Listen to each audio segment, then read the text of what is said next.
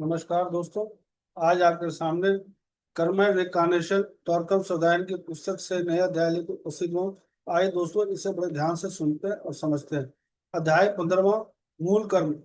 कर्म के दो मुख्य भाग हैं, एक है कारण और प्रभाव, आपके जीवन का प्रभाव। दूसरा है प्रभु का कर्म, उनके उद्देश्य, उनकी प्रेरणा।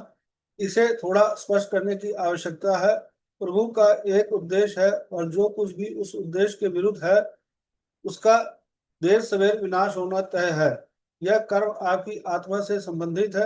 यह नियम आपकी आत्मा के नियम के साथ सामंजस्य की ओर ले जाता है और युग युगांतर तक आपकी आत्मा से विकसित होती है और उन सौंदर्य को विकीर्ण करती है जो उद्देश्य में निहित है।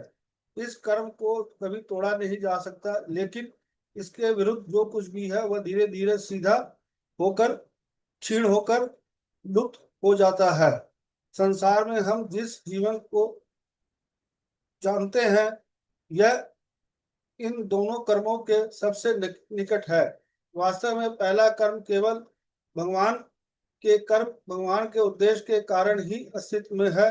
इस कर्म की ऊर्जाएं सिद्धांत और नियम शुद्ध करने का प्रयास करते हैं। पृथ्वी के कर्म कारणों का प्रभाव उत्पन्न करते हैं।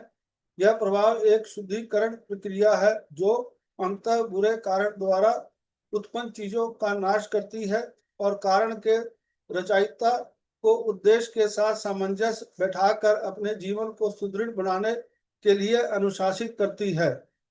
अब हम देखते हैं कि ईश्वर की इच्छा के व्यापक अस्तित्व में व्यक्तिगत, मनुष्य और मानवता के कर्म समाहित हैं। ईश्वर के उद्देश्य की शक्तियां युगों युगों से इन कर्मों को पराजित करती रही है। अंततः ईश्वर की इच्छा के साथ समन्वय और सामंजस्य स्थापित करने के लिए यह दोहरा कर्म मनुष्य में ही विद्यमान है।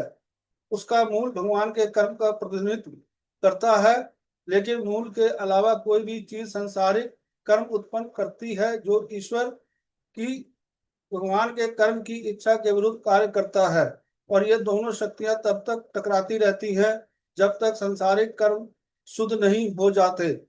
हम कह सकते हैं कि सांसारिक कर्म और मूल कर्म में हमेशा संघर्ष रहता है।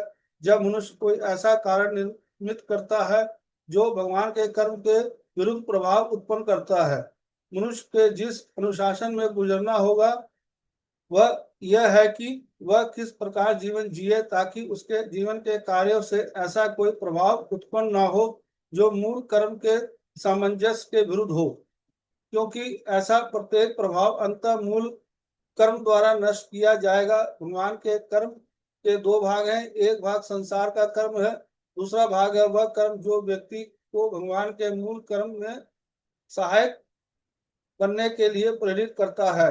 उनका मूल कर्म पूर्व अनुभवों और दर्शनों का एक ही उद्देश्य में एकीकृत संश्लेषण है। दोस्तों, यह अध्याय यहीं तक। कल फिर आपके साथ नए अध्याय लेकर उपस्थित होंगे। धन्यवाद। Thank you.